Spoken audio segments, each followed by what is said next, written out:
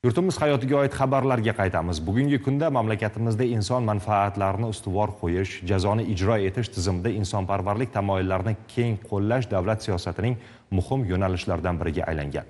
Qilmishidan chin dildan pushaymon bo'lgan, to'g'ri yo'lga qaytgan fuqarolarga yangi hayot boshlash, jamiyatga qayta moslashish imkoniyati berilmoqda. Shu maqsadda Jizzax viloyatining Zomin tumanida ochiq sud majlisi o'tkazildi. Unda bir guruh fuqarolarning jazoni o'tash davridagi xulq-atvori va tuzalish yo'lidagi sa'y-harakatlari inobatga olinib, ularga nisbatan kechirimlilik siyosati qo'llanildi.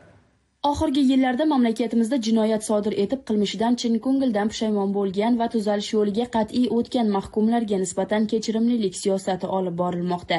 Jizzaxda ham xuddi shunday insonparvarlik tamoyili asosida jinoyat ishlari bo'yicha Zomin tuman sudida o'tkazilgan ochiq sud majlisida tuman ichki ishlar bo'limi probatsiya guruhi nazoratida jazo o'tayotgan 5 nafar shaxslarga oid kiritilgan taqdimnomalar ko'rib chiqildi.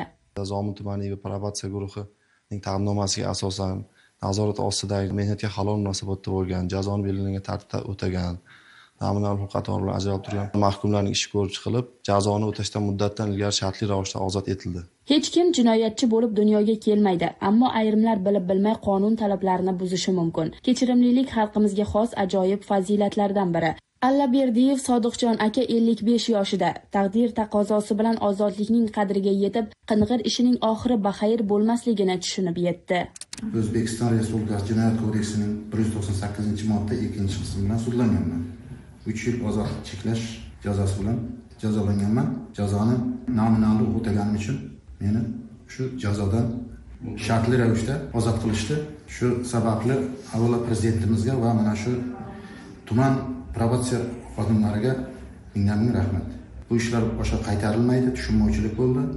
Qilgan ishlarimdan afsusdaman. O'ylaymizki, insonparvarlik tamoyillari qo'llangan bu yurtdoshlarimiz ham ushbu imkoniyatdan unumli foydalanishadi. Qayta jinoyatga qo'l urmay, jamiyat rivoji uchun o'z hissalarini qo'shishadi. Oysha Isoqova, Feruza Murodova. Zamon informatsion tahliliy dasturi uchun Jizzaxdan tayyorlandi.